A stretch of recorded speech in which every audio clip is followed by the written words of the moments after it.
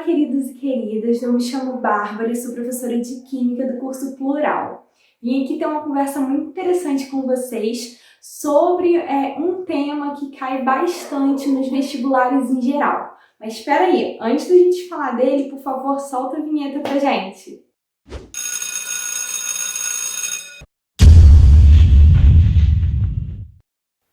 O assunto importantíssimo que nós vamos falar é o assunto da reação de neutralização. A reação de neutralização é a reação utilizada para a formação de sais, ou seja, os conceitos básicos que nós precisamos para a formação de sais é saber o conceito de ácidos e o conceito de bases. Por quê? A reação de neutralização nada mais é do que a neutralização de um pH. Então, nós precisamos de um pH ácido e um pH básico para que aconteça a reação e a gente torne um pH normalmente neutro quando nós temos uma neutralização total. Então, vamos lá, vamos aos pouquinhos, tá? Primeira coisa, quem é ácido? Ácido, pela regra de Arrhenius, é aquele que libera H+, tá? Quem é a base? Base, pela regra de Arrhenius, nós sabemos que é aquele que libera o H-. Vamos ficar apenas com o conceito de Arrhenius hoje, ok? Beleza.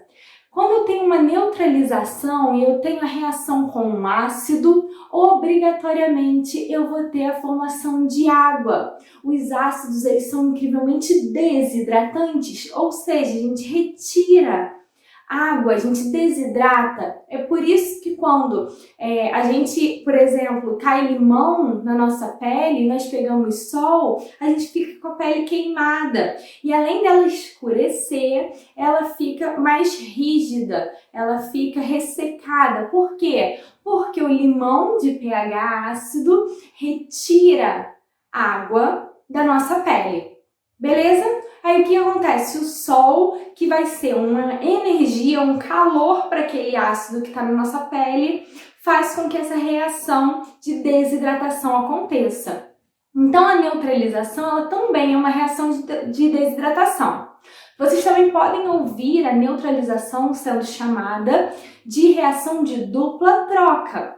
Por quê? Quando eu tenho um ácido, por exemplo, um hidrácido que apenas contém hidrogênio e algum outro elemento, ou dois outros elementos iguais, tá? Junto com uma base que contém hidroxila, OH, a gente vai ter a retirada do hidrogênio do ácido, a retirada da hidroxila da base para a formação de H2O da nossa água.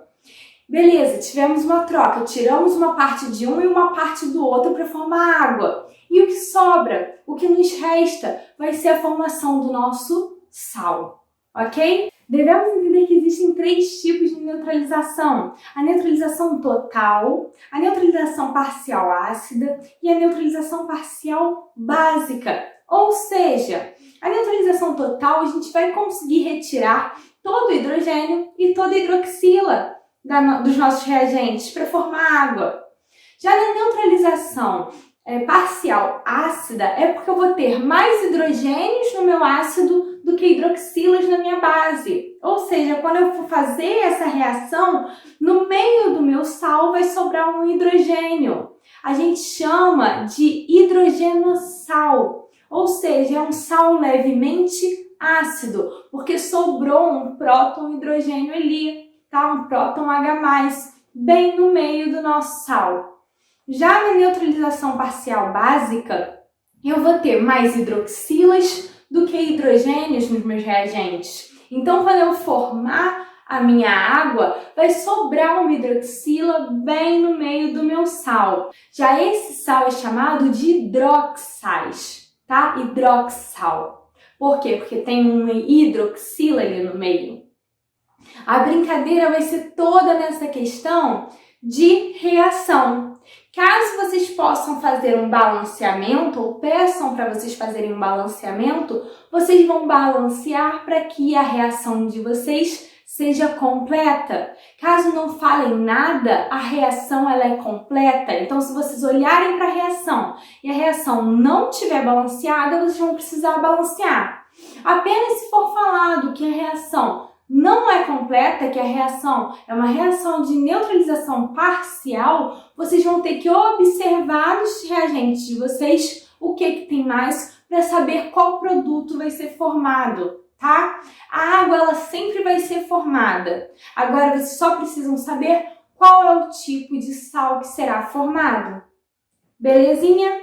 Beleza. Como nós estamos falando de vestibulares em geral, hoje nós vamos resolver uma questão de 2011 da UERJ. Ó, preste atenção nesse exercício pra gente. O ácido não oxigenado, formado por um ametal de configuração eletrônica de última camada 3s2, 3p4, é um poluente de elevada toxicidade gerado em determinadas atividades industriais. Primeira parte da nossa questão já dá alguns pontos importantes, tá? Avisou que é um ácido não oxigenado, então não é um oxiácido, é um hidrácido. Nós não teremos oxigênio, nós apenas teremos hidrogênio e esse outro componente, esse outro ametal aí. E ele fala que esse ametal, ele tem configuração na camada de valência de 3s2, 3p4. O que a gente precisa entender aí? Quantos elétrons ele tem na camada de valência? Ele tem 4, 5, 6, ou seja, 6 elétrons na camada de valência. O que isso diz pra gente? Isso diz pra gente, quando a gente fala lá de tabela periódica, nós vemos que quantos elétrons tem na camada de valência de um ametal é qual a camada que ele vai estar. Ou seja, se ele tem 6 elétrons na camada de valência, ele vai estar lá na família 6A, tá? Ou família 16, ou grupo 16. Belezinha? Então, se a gente olhar lá para esse grupo 16 e ele fala que é um poluente de elevada toxicidade, a gente vai ver quem vai estar lá. O nosso enxofre. Nosso enxofre está bem lá nessa família, tá? Nesse grupinho da nossa tabela periódica.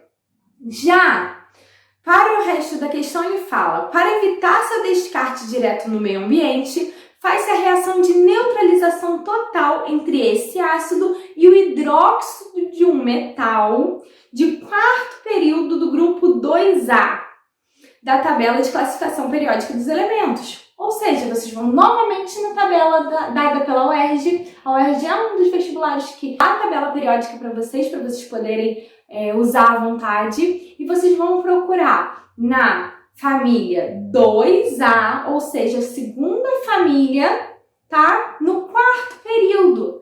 Quem vocês vão achar lá? Vocês vão achar lá o cálcio. E o que quer dizer se ele está na família 2A? É que ele tem 2 elétrons na camada de valência. Ele está querendo se desfazer de 2 elétrons para ficar estável na regra do octeto, com 8 elétrons na camada de valência. Então, se o cálcio quer doar 2 elétrons e a gente tem um enxofre que está na família 6A, ou seja, tem 6 elétrons na camada de valência, precisa receber 2 elétrons para ficar na regra do octeto, eles formam um casal O. Perfeito, tá? Então, entre as respostas, a gente vai ter cálcio com enxofre na letra A gente vai ter cálcio com cloro 2, a gente vai ter magnésio com enxofre, a gente vai ter magnésio com cloro 2, tá? Essas são as opções. A gente já viu que é o cálcio e que é o enxofre e que a junção deles é 1 para 1, porque um precisa doar 2 e o outro precisa receber 2. Então, a nossa resposta correta dessa questão da UERJ é a letra A. Belezinha? Dúvidas esclarecidas? Espero que esse vídeo curtinho, mas com vários detalhes importantes, ajude vocês nos estudos para o próximo Enem, tá? Um beijo e até a próxima!